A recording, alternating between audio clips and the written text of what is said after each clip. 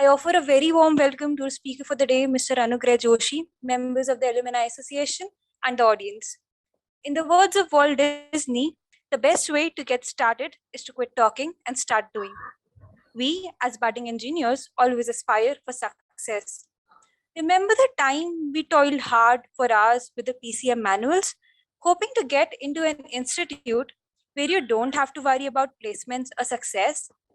Now that we are here, we need to figure out how to achieve what we have always aspired for. NIT Kurukshetra Alumni Association has always been dedicated to the cause of building cordial relations with their alumni community. We believe that to find out the paths to our careers, there is no one better to guide to help us and clear our doubts than our own distinguished alumni who have at some point crossed the same roads as ours.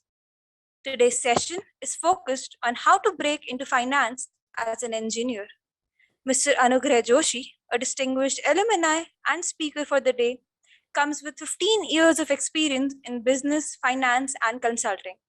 Post his bachelor's in mechanical engineering, he did his master's from the University of Michigan. He's currently working as a senior vice president, finance and strategy in Lionsgate and has worked with corporate giants like MGM, Whirlpool, and IBM. In today's session, we'd be learning from his journey from India to US, switching career paths, opportunities in finance, and more. Without taking any more time, over to you, sir. Thank you so much, Ishita. Are you guys able to hear me okay? Yes? Yeah, you're audible, sir. Okay, cool. Ishita, you might have the presentation. I put something together, or I can bring it up. You could bring it up totally. Okay. Well, first of all, let me start with thanking the whole team, the Alumni Association, Umang, Ishita, and the other people who reached out to me for this session. Yes, as Ishita said, I've been working in media and entertainment for quite some time. I graduated from REC Bhopal, but I started my journey in REC Kurukshetra. So I was there for about 2 semesters, and then for personal reasons, I had to migrate to REC Bhopal. But those about 14, 15 months were some of the best, most cherished months I had spent in NIT Kurukshetra at that time. And so with that, I will start with, some of the best moments I had, and then I will get into how I got to this point. So, some credentials that I really enjoy, that I really cherish. You guys might have gone through the talent shows and Oasis and Utsav and Confluence, all of that. Those were the best moments. In Hostel 4, we had a very strong community of friends. And till date today, those are some of the best friends I have. And many of them are in US and doing phenomenally well. And I'm in touch with them, and they are very eager to offer help to each other as well as to the alumni and the students. What you are getting out of Kurukshetra is a very strong network of accomplished individuals who can definitely help you in whichever career choice you take. So let me start you with walking you through the journey. So in 2001, I joined Eicher out of campus placement. And at that time, Eicher also owned Royal Enfield.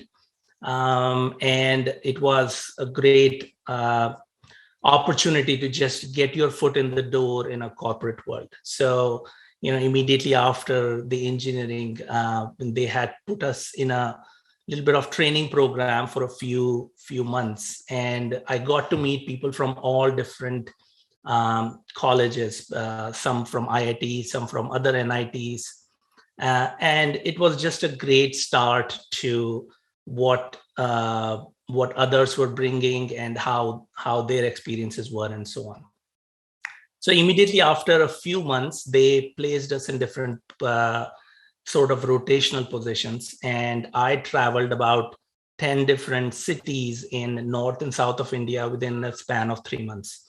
those are cities which I had not gone to before. So it was just a great opportunity to just see the business world and the marketing world, because that's what I was assigned to do, a project for marketing. And during that time, I was working closely with a lot of dealers and vendors of Eicher. And we were trying to put together a system for integrating that. So I interacted a lot with the dealers and vendors, but I also interacted with some consultants from IBM. And by, I worked more on this assignment, and I loved, from the perspective of building something for an organization that connects your customers, your dealers, vendors, and so on. So I started working in an enterprise implementation role. And then a few years later, since I was working closely with IBM, they said, why don't you come join us? And we have consulting opportunities. So with that, I moved to IBM, and within 10 days of moving to IBM, they shipped me off to Phoenix, Arizona. And it was my first time taking a flight, I must say. And I landed in US without prior knowledge of US or consulting. And my client was very big, aerospace industry client. And there were a lot of restrictions, and obviously there were no Indians around. So I had to find my way. I had to learn very quickly the ways of doing things, starting from the commute. You don't even have a driver license to begin with, all the way to how you interact with the senior executives, what is the working style in US, and how do you network? How do you get the information out of people? How do you collaborate with them on an assignment? What are their sensitivities, and so on? So I did that assignment for about 6 months, and then IBM sent me to Sweden in Stockholm. And in Stockholm, I was working for a banking client, and there the culture was a little bit laid back. Sweden and all the Scandinavian countries have a little bit of different work culture than the US. And it was a great assignment, lots to learn. I had a team of 4 people, and we all worked very closely together. So it was a very collaborative environment. And after that, I realized, I wanted something more closer to financial services industry. And with that in mind, I started looking for some assignment. I went back to India, where I started in IBM. And then a few months later, they had an assignment in Detroit. It was a GM, General Motors Asset Corporation. And so I came to Detroit, and from that point onwards, I just stayed in US. So this was 2004, 2005. And then in 2005, in GMAC, we were doing quite a lot of implementations, some really big projects. And there was IBM involved, there was Accenture involved. I was kind of the only one representing IBM on client side. So it was a different culture, different environment. People were passionate about their work, but also they were, everything was looked down at a very minute level. So you had to be very buttoned up. You had to be quick on your feet, and you had to collaborate with the whole team. So it was a great opportunity again to learn quite a lot from a global perspective, as well as learning in an environment where a lot of competing priorities are at play. During that time, I realized, the consulting projects that I'm doing are closer to financial services industry, but I really wanted to own from end to end. I did not like the idea of getting into a project and getting out and not seeing it to the full completion. And so with that in mind, I started thinking about, what should I do? How do I get into a role where I do get to see the end to end, but I also get to be part of a team, part of the product. So in consulting, you're helping a lot of different organizations, but at the same time, as soon as the project is done, you move on to something different. And it's a great opportunity for you to learn quite a lot in a short span of time. But at the same time, you don't own anything. You don't get the pride of, what happened based on your recommendations 4 years, 5 years down the line. So with that in mind, I was looking for a corporate role. And what better way to do it than to go get an MBA? So I liked aspects of finance. I still did not know much about finance. And I went to University of Michigan. Fortunately, I got accepted there. And in 2006, I started at University of Michigan, landed an internship at utilities, which is a power company in Detroit. And then from then on, I just stayed in finance. And so my first role out of Michigan, it was a campus placement again. I landed in a finance leadership rotation program. So I did quite unique roles. My very first role in 2008, when everything was kind of crumbling on Wall Street, I took the role in treasury. And one day my treasurer walked over to my cube and she said, "We need to know how much is our exposure to Lehman Brothers." And Lehman Brothers was about to go down. And we did quite a lot of different assignments during that time, September to December, January. But it was a great opportunity to learn quite a lot how a $18 billion organization operates. Whirlpool was at that time. It has grown even bigger now. And it was truly the first US role in a corporate finance setting for me. So I did my first role in treasury, second role in product finance, third role in investments. And then finally I did, my last role in Whirlpool was financial planning and analysis manager. So these are the people who give advice to the CFO for all of their different meetings that happened. There were about 26 meetings throughout the year. And we would be in office from 9 in the morning till 10 in the evening, night, I should say, almost 2 weeks of the month. So it was like half of the year we were spending 9 a.m. to 10 p.m. But it was whenever you are in such situations, you learn quite a lot within a short span of time. CFO knows you by your first name. CEO knows you by your first name. There are so many senior leaderships and executives that know you. So it was kind of a crucible role. Crucible in the sense that you get a lot out of it, but at the same time, there are people who get burnt out and they leave. So I stayed in Whirlpool, but during that time, my wife was looking for some media entertainment opportunities as a director, and she was working in LA.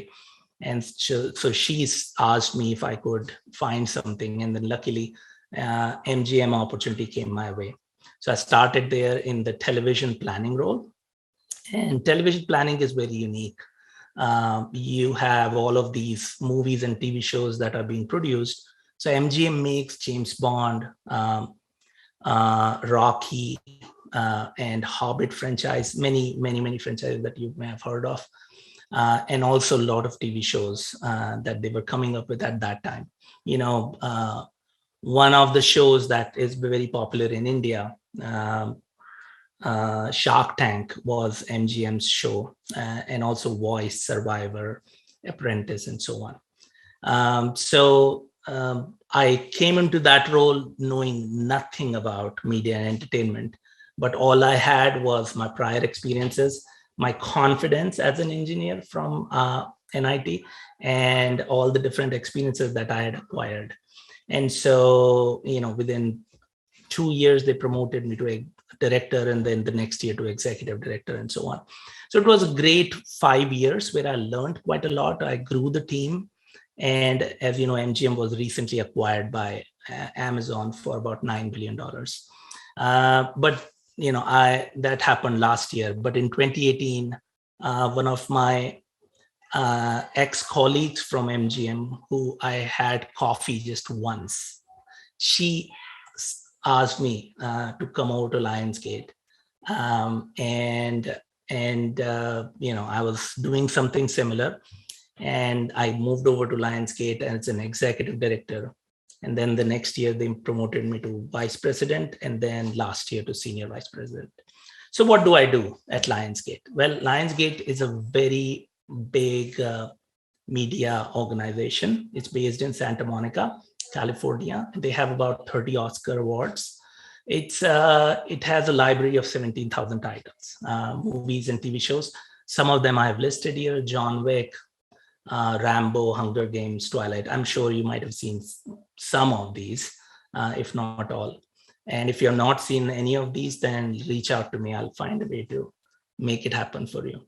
And then we also have some growing presence in India. So Lionsgate Play, we have a very great team based out of Mumbai. And within a very few years, they have come out with some great shows. I don't know if you have seen it. Hiccups, Hookups, Jugaristan, and Feels Like Home. So what is my current role? Well, I have 11 people team. And what I'm responsible for is a global sales and financial planning and analysis. I do content valuations. These are all big terms, but I will explain it to you in a minute. Investment decisions and so on. So basically, I'm helping the president of sales, who oversees about $1.5 billion of sales, do all the pricing strategy for the product, the go-to-market strategy, as well as also being able to buy the product. So what we do is if we have a particular piece of content, movie or a TV show, we analyze it to say what is the full potential of this particular piece of content. And the way we do it is we project it for 10 years, what the revenue projection would be, what the cost projections would be. And then we create a DCF model and calculate the value that it would bring us. So it's, once you do it, you become very familiar. In investment banking, that's something they do day in and day out. We do it in a very unique way. It's media industry is a very niche industry, very specific models are built for it. But then a lot of financial services industries are unique as well. So as you can see, I love the role. And, if you want to mix analytics and creativity, there's no other place than media. So I just wanted to start with, a lot of, you guys are super smart, but I'm just putting this out there that, there's a fundamental difference between finance and accounting. And finance is much more versatile. You get to work on many different assignments and work closely with the senior executives. And there are a lot of strategic decisions that you become part of. So accounting, on the other hand, is very transaction oriented. There are lots of different rules and regulations that you need to follow. And what accounting gives is, all the activities of the accounting lead you to being able to do an accurate representation of the financial position of the organization. And that becomes kind of the input for the finance activities. So anytime we are evaluating an organization, what we do is we ask for what the accounting statements are, financial statements are. We ask for P&L, cash flow, balance sheet, and then we look at what have they done this year, prior year, and so on. And that's how we derive, what is the true financial position of the organization and whether it's worthy of investments or not. And so from a academic background perspective, for most of the finance careers, MBAs are super fit for such careers. You are analytical, you are competitive. There is, in marketing and other roles, people are starting to use data, but still people are not very familiar with how to analyze the data. And so they need people with analytical skills and background. And so finance is a good conduit to get into those roles where you are helping the CFOs, the presidents of the organization to kind of make such decisions. So primarily analytical fields, economics, engineering, math, business, all of these undergrads are super fit for a career in finance. And then MBA is definitely preferred. There are other enhancers. I'm calling them enhancers because these alone won't get you a finance role. So you could do a CFA and an FRM. And there are people who have been able to make the move into finance, but it's really hard. I would say a smoother way to do it is, just do an MBA, get into finance. There are a lot of great schools who will provide you a lot of amazing opportunities to get into finance. From accounting, if some person is really interested in accounting, yes, you could still do accounting after engineering, but I have not seen a lot of people do that. CA is a lot of effort as well. You do 4 to 5 years in India, and CPA is a little bit easier, actually a lot easier than CA. So CPA in US, but some people after that pursue Master of Accounting or some other career or other degree to kind of enhance their accounting credentials. So with that, I will turn to what kind of career, So as I mentioned to you, MBA is the route I chose to get into finance. So let me tell you a little bit about, why MBA and what are some of the challenges. So I chose to go to Raw School of Business. It's based in Ann Arbor. It's a very cold place. It starts snowing there from October onwards, and it snows quite a lot in Michigan. But it's a very fun school. There have been movies made about it. Google has an office, and it's a very sweet little town with a lot of opportunities to offer. So this business school is ranked top 10 in most rankings. Some rankings differ, but at the same time, if you look at last 5-7 years of ranking, that's on an average, you would say it's consistently in top 10. And then from alumni perspective, it's a very big school. So our class was close to 400-500 students. And so every year these many students are graduating, they become part of the alumni just from business school MBA program. And so then, you can reach out to them. There are so many alumni networks throughout the year to interact with them.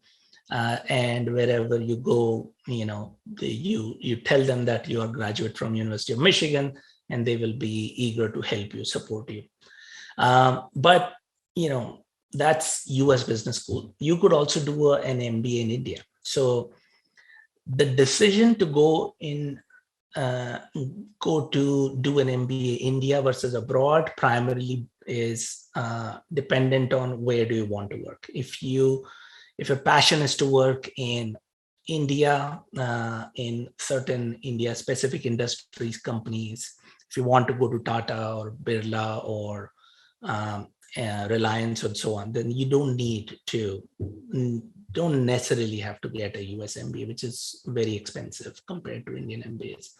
But if you're looking for a global exposure, if you want to work in Wall Street, yes, you can also go work in Wall Street from IIM, but at the same time, it's much easier compared to doing an MBA from India and then trying to get on Wall Street.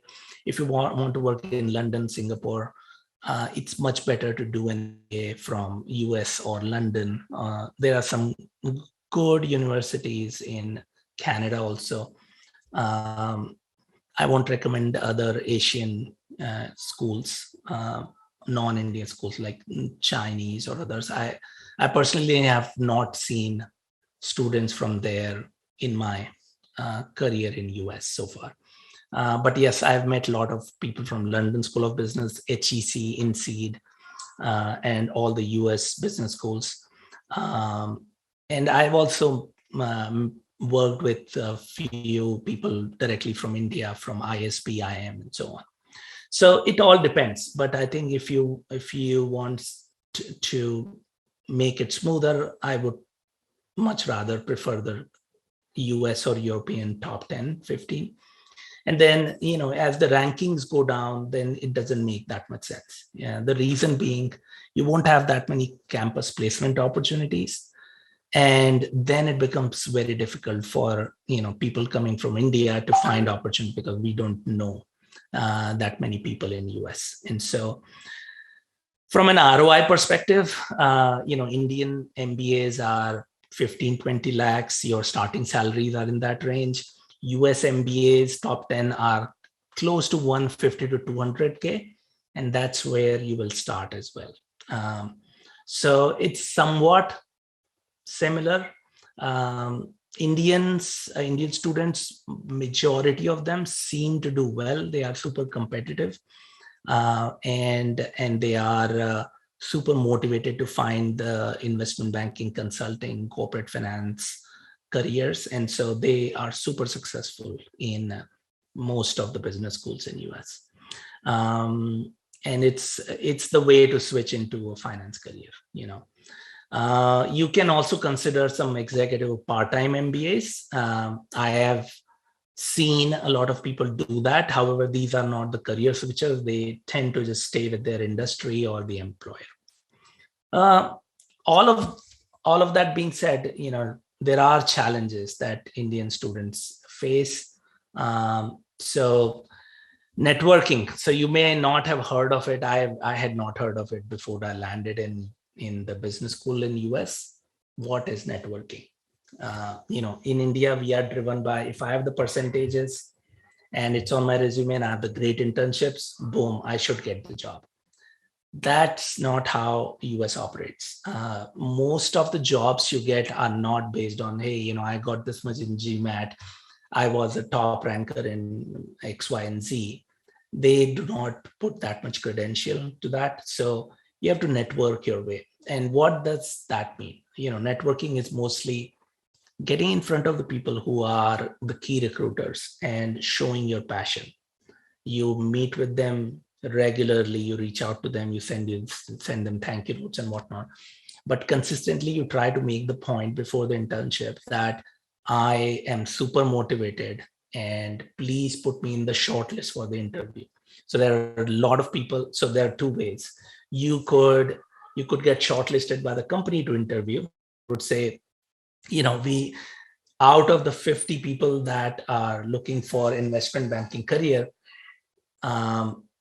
these 10 have consistently been showing up to our events. They are interested in the organization. So we are just going to give them an opportunity to interview with us.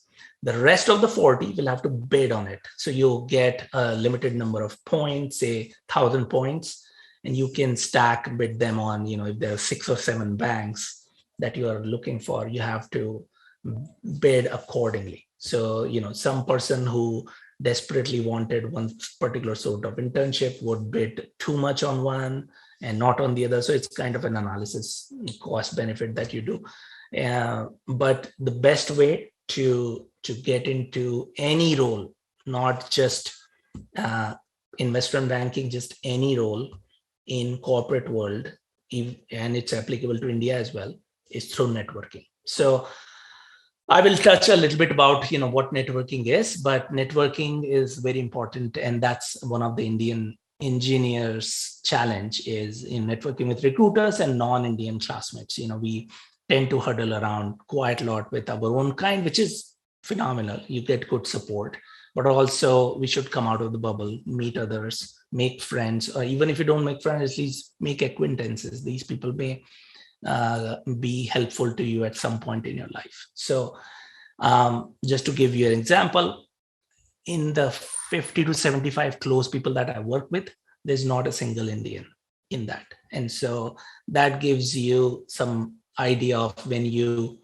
do end up in industries which are not as diverse or as open to people from other backgrounds, it becomes, kind of important for you to network with other people.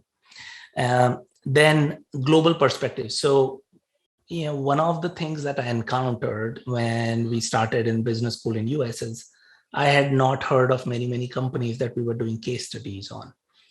And, obviously people who are from here, they knew those companies. Yeah, we grew up with this. We knew this from the beginning. And you're like, this is my first time hearing about this. I really don't know what happened. What scandal are we talking about? Who was the CEO?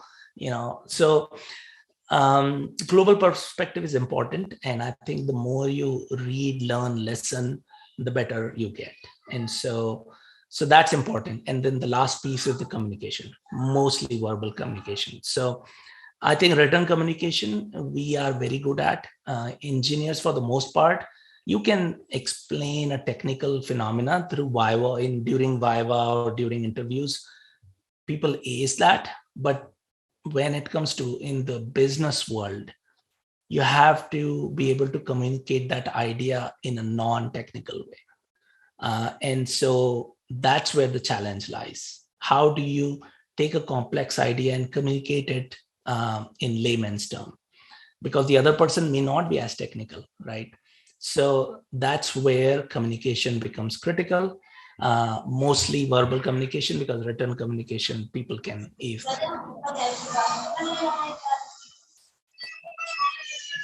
So what kind of careers you can look for in finance? So there are a lot of different careers. Finance is a very versatile field.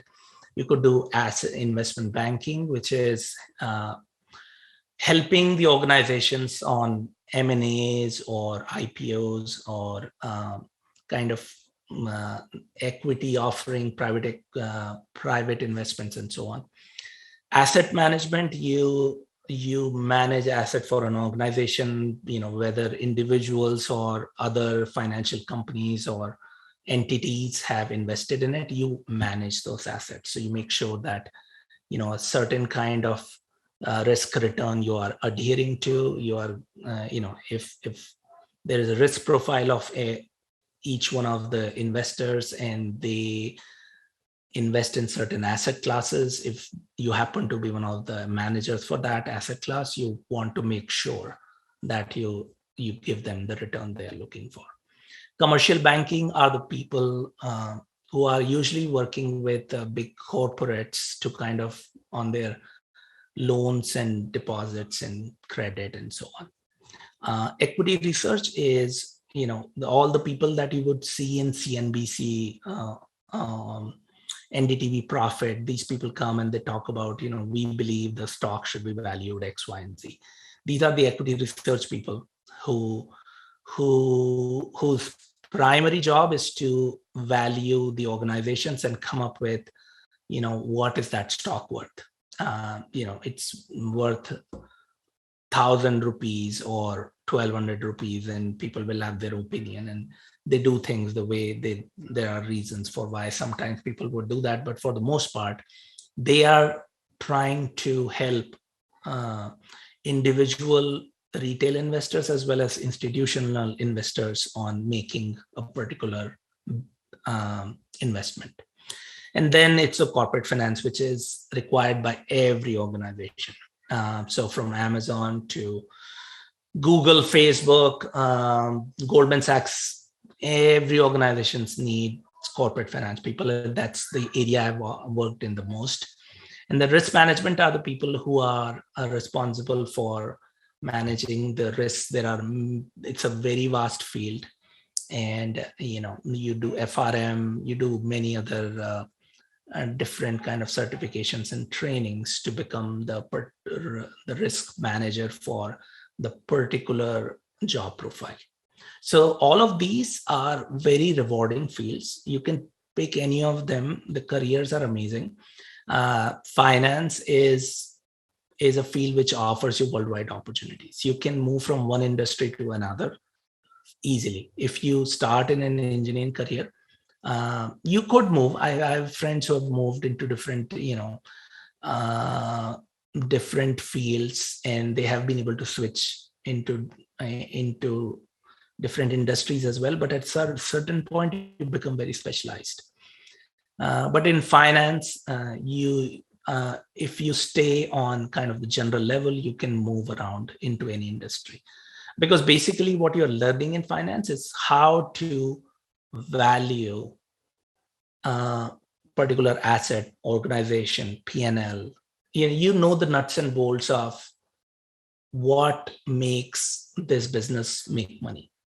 And if you have understood that concept, you know the drivers for it. Like, what are the key drivers to increase revenue? What are the key drivers to reduce cost? And it takes people quite a lot of time to figure it out. But coming from India, being an engineer, being analytical, I think those things are ingrained in you. And then you just mix it with some more business acumen, and you're a prime candidate for a finance career. So yeah, industries no bar, exciting opportunities. There are great opportunities for growth. People move up fast. It's a stable career. The reason I say this is there are finance people required everywhere. No matter what happens, industries could change. But there are countless career opportunities, and every organization needs finance people. So this is my final slide. I wanted to give you some idea of where to go to look for resources on finance. So key thing is to learn the language, and also you may not know whether you're truly interested in finance or not. So where I would say is, if you're in library or staying in your hostel room, you have internet, read up Economic Times, you will stumble upon some very key technical terms. Google them. What does it mean? So Economic Times, Financial Times, Wall Street Journal, if they get boring for you, which I'm sure they will, then you can start with listening to podcasts. And that's primarily what I do. Listening to podcasts is an amazing way. If you are, traveling, going by train or whatnot, if you're just going for a walk, it's a great idea. Yes, I listen to music, and I'm sure all of you do too. But at the same time, you can spend 20-25 minutes during in whole 24 hours to just listen to something different. So, and these podcasts are available for free. How I build this is amazing. They bring in every once in a while, they would bring in a new entrepreneur who has built something from scratch. And finance and business are heavily integrated. Anytime anyone wants to talk to the organization, they only talk to the CEO or the CFO. And so finance people know the ins and outs of the organization. And if you want a career anywhere, I think, learning a little bit about finance is always a good idea. So even if you don't join a career in finance, just learn about it. You will go very far. So give these podcasts a chance. If not, you will at least come out with some good ideas, and you will be much more aware. HBR, which is the Harvard Business Review, has an idea cast. They bring in guest speakers to talk about a particular issue, and so that's also great. And then I personally don't listen to business news that much. And in Indian business news channels, they use quite a lot of technical terms. So as if those business news channels are only built for finance professionals. They're not that much for the layman, but you could give that a shot. You might learn something from it. During earnings release season, they have quite a lot of good stuff to offer. And then, all the Shark Tank and other competition shows are also starting up quite a lot in India. So you can get some idea from that too. Talk to industry professionals. This is something none of us are, even till today. You may have a relative, you may have a friend, you may have an alumni who works in that field, but for some reason or the other, we feel shy about reaching out. I have not, even when my relatives, some of them worked in the field, I would never go to them and ask them about, what do you do? How do you do it? And what's your workload? What does your work like? Nobody talks about that. But see if you have, a CA friend or somebody working in finance, somebody working in a bank, ask them what do they do. And that's not just for finance, for any field. Um, it's important to just ask them if what kind of challenges they faced, how do they keep current with the industry knowledge, what can you do as an engineer to get there, what kind of salaries people expect. So use every interaction as an opportunity to learn something. And you may be surprised how many people are willing to help. And then there are lots of online courses you can take. Every once in a while I would go to coursera.org and do some or the other course, the random courses, like I do world economics, world politics, legal, um, marketing, personality development. There are so many courses available from prime universities. You'll be surprised, and you don't have to go for certification. You can just do it on your own time. Now, to prepare, so I'm not even saying this for just finance, but if you want to work in business, which you will, the only tools you use, like majority of the time, is PowerPoint, Excel, and Word. These are the only tools. I'm sure you will use your design tools if you're going in that area. You will also use many other tools specific to the industry you will work in.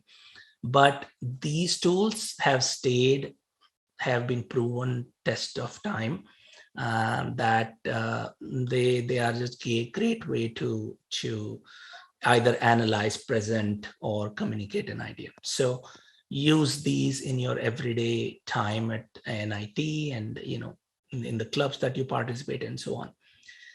Take every opportunity to speak in public. This is, I cannot emphasize enough. If you are shy, it's fine. You may make a mistake. How many people from NIT have I worked with? NIT Kurukshetra or NIT Bhopal? 0. So these people that you may feel that, oh, they will make fun of me, or at some point in my life they would be like, oh, they will make an image of me, and whatever your reservations are, don't worry. Nobody would remember this. You just have to get that opportunity and just be good at it and use every opportunity wherever you can get. So there are so many things that Kurukshetra offers. Leadership positions, public speaking, you can coordinate, collaborate, meet new people, speak to seniors, and then business ideas. So I'm sure you guys are super entrepreneurial and you have millions of ideas.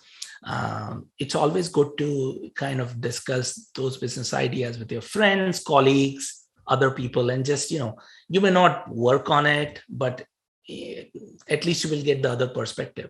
And what it starts is a collaboration. You will find your strengths and you will have a good understanding of, what are people's counter arguments for your idea and where you have to bolster now the next time you make a pitch. So making an elevator pitch, you will at some point where you will all have to learn about, but discuss business ideas, start there. And then last thing is collaborate with others. Now, this is important just because once you come out of NIT, scores do not matter. How many times have people looked at my mark sheet? Nobody has. Like, nobody looked at my mark sheet after MBA. To get into MBA, yes, they will look at the mark sheet. But more often than not, your marks do not matter. Yes, if you are super brainy and you are an honor student, I did my engineering with honors, which was great, but at the same time, nobody gave me a particular job or something just because I had honors. So you have to rely on many other things.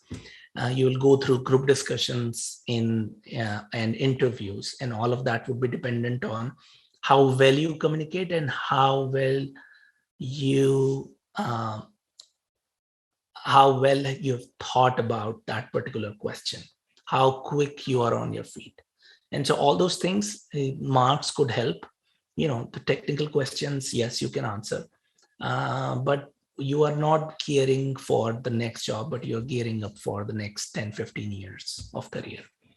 And so collaborate with others. It will help you when you get into the job. All you do is work with others. There are individual contributor roles, but even in those roles, you many times collaborate with others. You need help from others. And so the more you collaborate in NIT with your colleagues, friends, the better it will, the much more easier it would be for you to transition into business.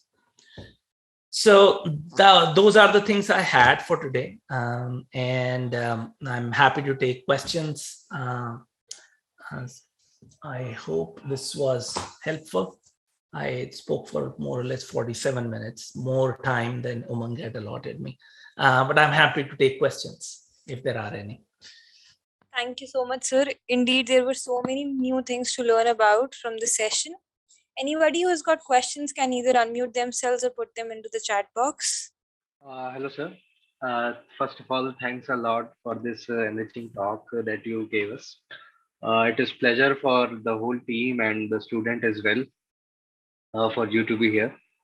Like I have a doubt. Like I am also considering MBA as a career aspiration for myself. I've seen your career, like you have a work experience of 4 to 5 years in some very renowned companies. So how that experience helped you in getting into Michigan, and what are the key aspects and how much work experience one should look for if they are aspiring for an MBA? That's great. Great question. And I should have addressed it. So there are,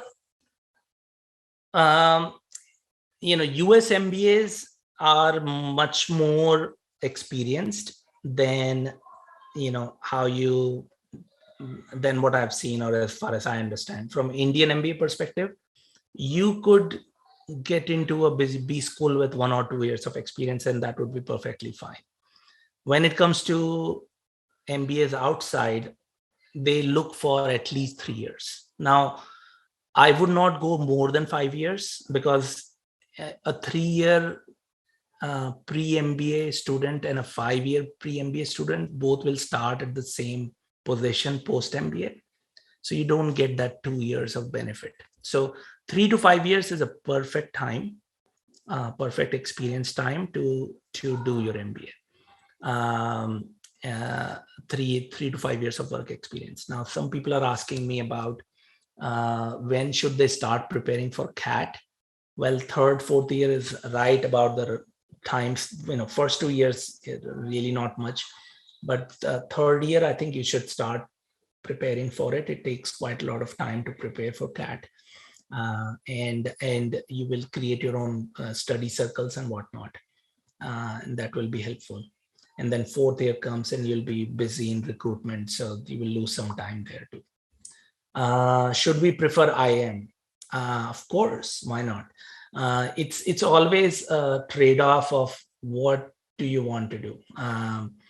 If you have the time, the capacity, and you want to work in India, IMs are the best place to work. Best place to go to.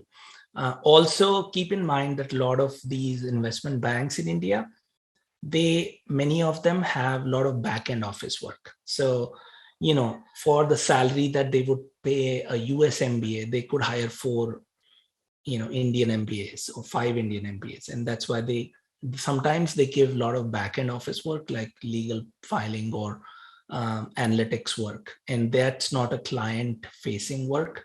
So keep that in mind when you are looking at, where to go. If you truly want to work in sales and trading or Wall Street or US specific industries, I would much rather say come to US. Sir, can you suggest some books worth reading? There's tons of books to read, and you could.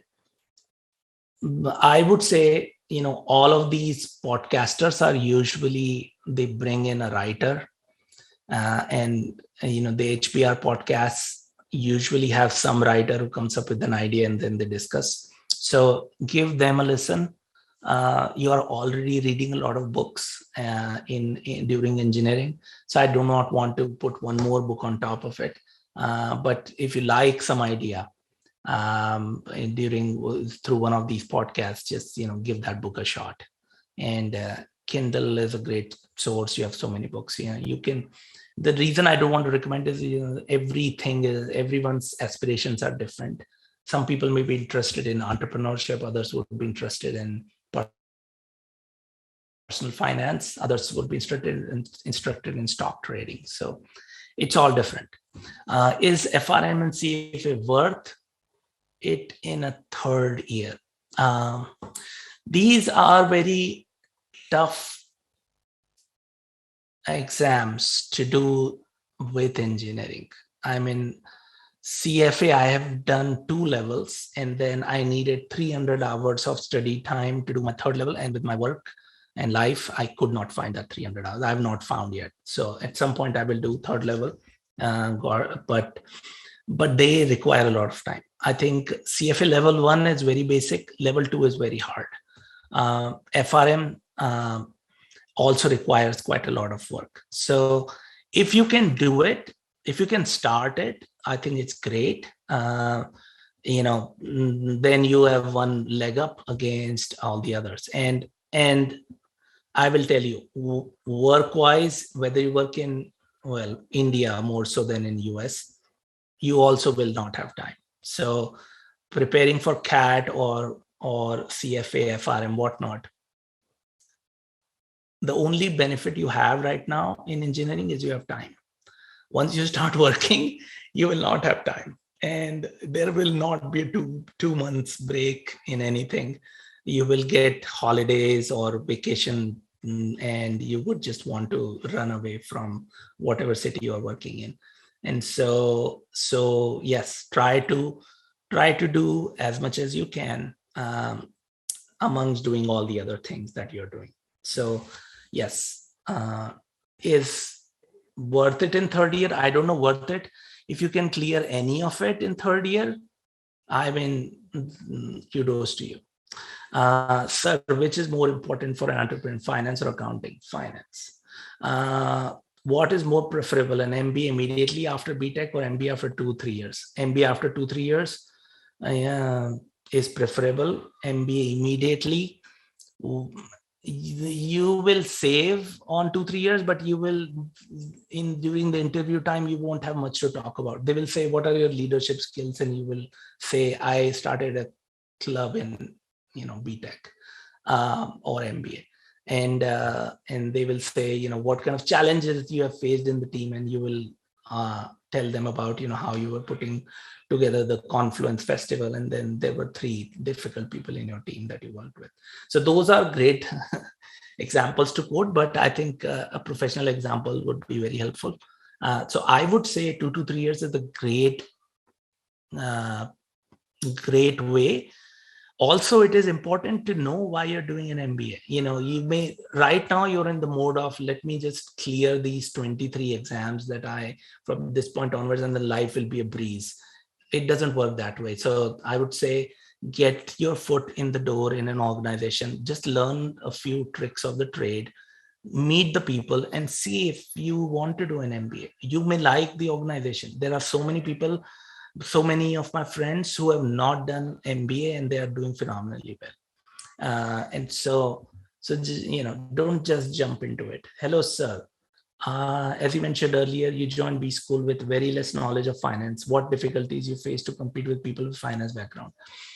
Well, finance background people would be preferred, and it's easier for them, but they don't come to business school, right? They come to business school to get into other fields. If you are already in finance and you come to business school to get into finance, why did you come to business school? Yes, it could be a opportunity enhancer. You could be somebody in a different field of finance trying to get into another field of finance. Those are all great opportunities.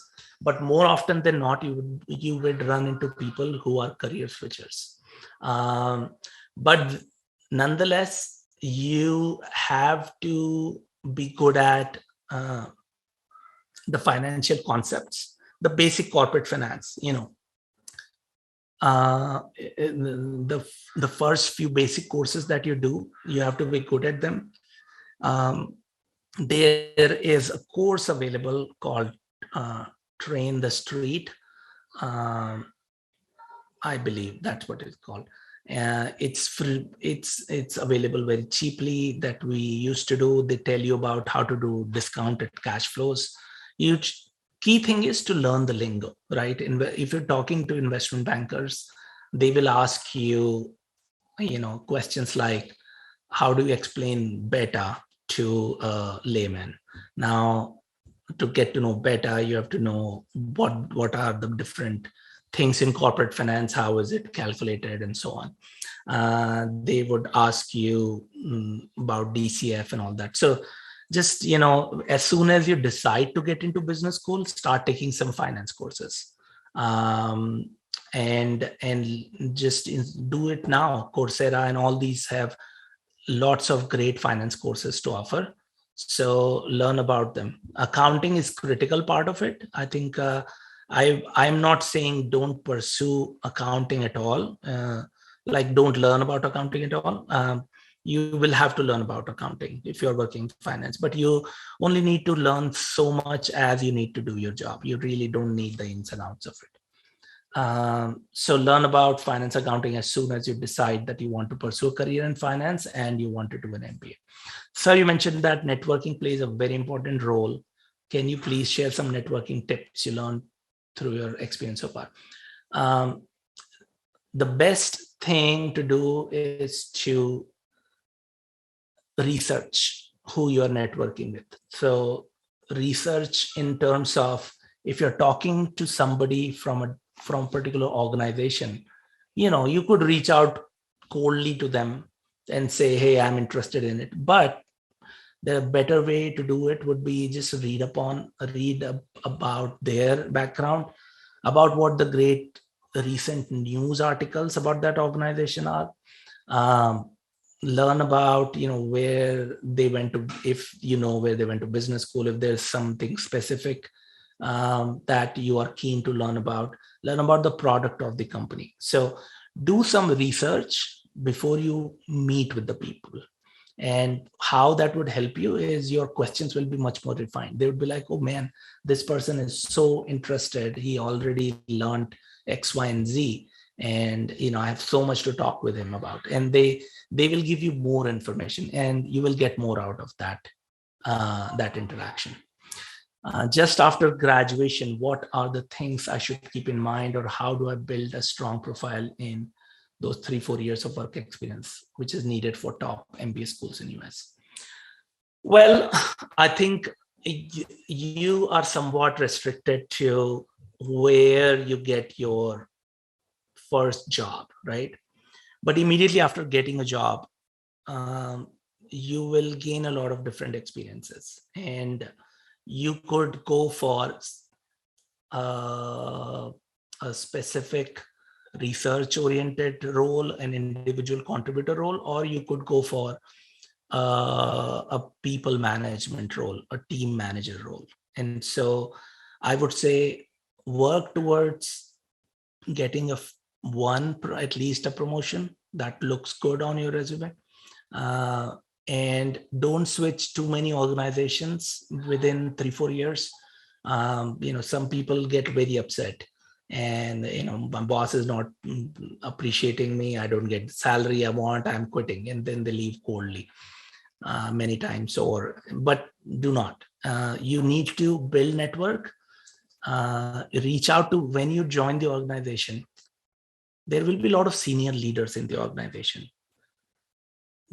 I would say after, getting your foot in the door a little bit, a few weeks into it, identify a few people that you would like to be your mentors. And why it is important. You are joining an organization where most likely you won't know anybody. And it would be important for you to have someone who can tell you what the best way to rise in the organization. These people will be also the ones who will write or who could write recommendations for you.